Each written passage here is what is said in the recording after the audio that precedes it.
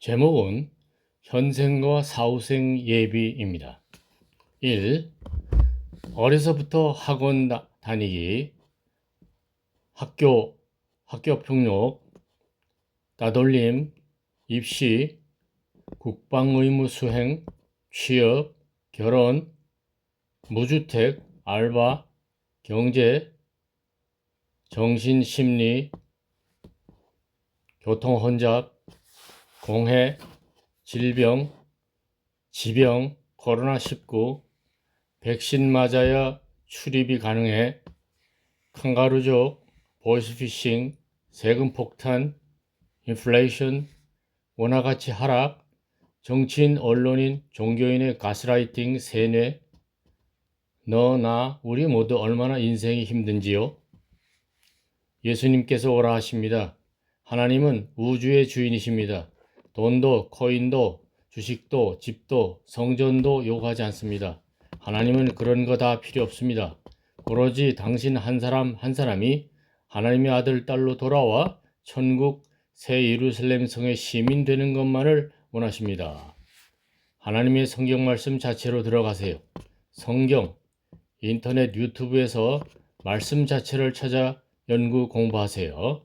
가나안, 안 나가 가나안을 포함한 모든 믿음의 사람들, 이단을 피하세요. 이단, 잘못된 가르침, 여자 문제, 돈 문제, 헌금 내서 복 받아라, 잘 안 내면, 내 말 안 들으면 저주받는다 등 이단을 피하세요. 다만 예수님 말씀하십니다. 마태복음 11장 28절, 수고하고 무거운 짐진 자들아 다 내게로 오라, 내가 너희를 쉬게 하리라.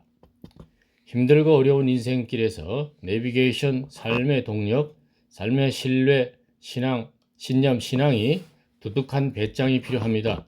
오늘은 생과 사의 갈림길에서 삶의 신앙, 신념의 동력이 되는 성경을 묵상해 봅시다.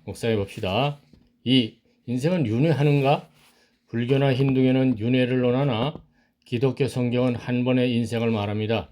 히브리서, 한 번 죽는 것은 사람에게 정해진 것이요 그 후에는 심판이 있으리니. 3. 사람이 죽은 후에 세계를 갔습니다. 그때 죽은 자의 의식이 살아 있습니까? 답. 음부, 지옥에 간 부자가 고통을 느끼며 아브라함과 대화를 하는 내용이 성경에 있습니다. 누가복음, 그가 음부에서 고통 중에 눈을 들어 멀리 아브라함과 그의 품에 있는 나사로를 보고 불러 이르되, 아버지 아브라함이여, 나를 긍휼히 여기사 나사로를 보내어 그 손가락 끝에 물을 찍어 내 혀를 서늘하게 하소서. 내가 이 불꽃 가운데서 괴로워하나이다. 또 죽은 순교한 사람들이 하나님께 말을 하는 장면이 있습니다. 하나님, 우리의 피를 갚아주세요.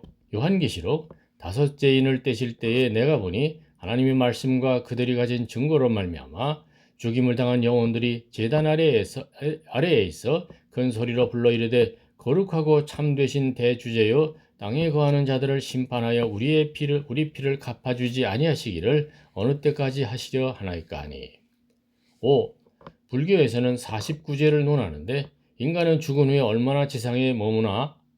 답. 죽으면 그날 바로 갑니다. 강도에게 하신 예수님 말씀이 있습니다. 오늘 네가 나와 함께 낙원에 있으리라. 누가복음, 이르되 예수여, 당신의 나라 임하실 때에 나를 기억하소서 하니 예수께서 이르시되, 내가 진실로 내게 이르노니 오늘 네가 나와 함께 낙원에 있으리라 하시니라. 6. 기원전 약 1060년경 사울왕이 무당에게 죽은 사무엘을 초원하여 혼을 불러 보이라 했습니다.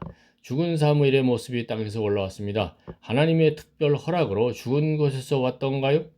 혹은 무당의 사무엘을 가장한 나쁜 영이 올라왔던가 겠죠?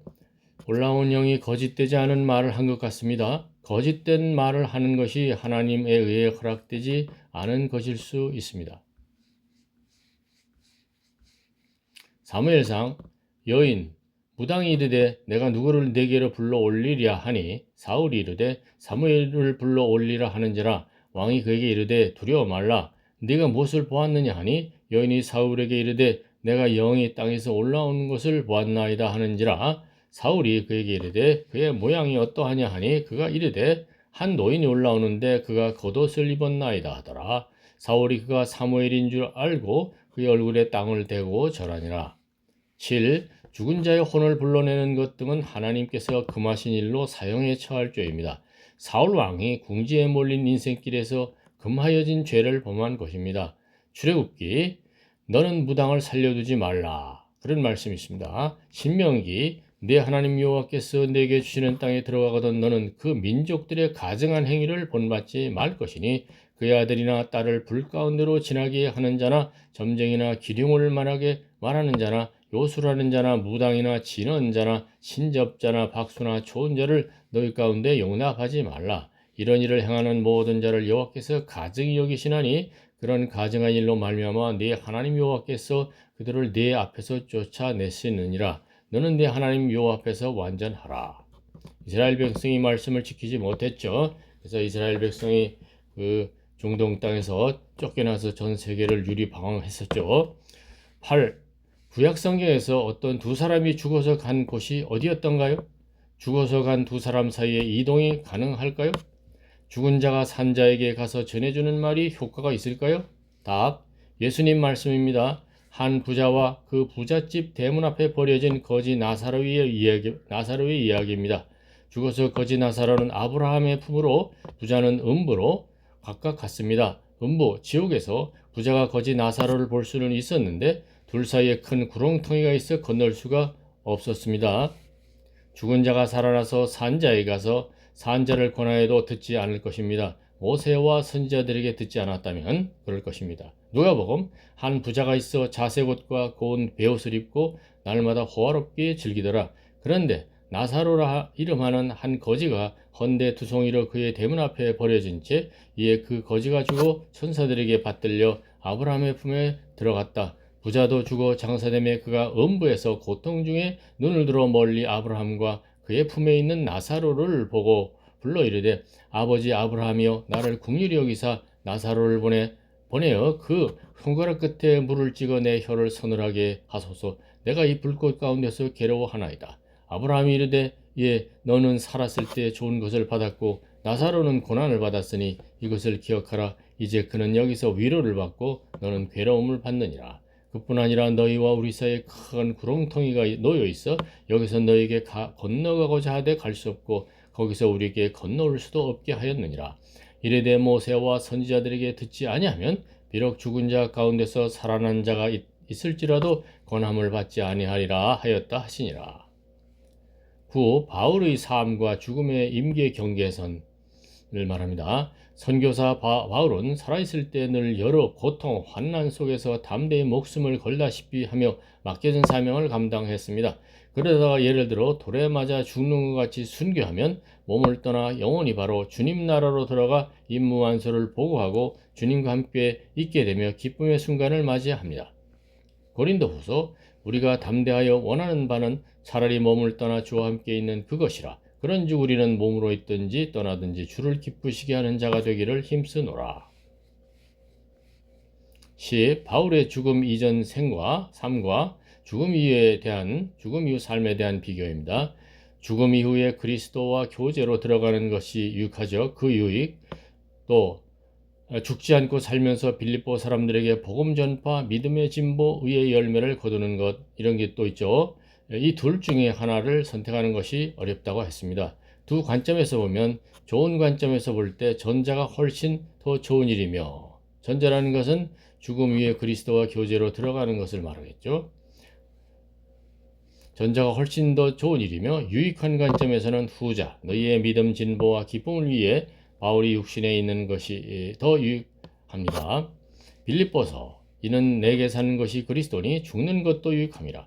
그러나 육신으로 사는 이것이 내 일의 열매일진데 무엇을 택해할는지 나는 알지 못하노라. 내가 그 둘 사이에 끼었으니 보위당했으니 차라리 세상을 떠나서 그리스도와 함께 있는 것이 훨씬 더 좋은 일이라.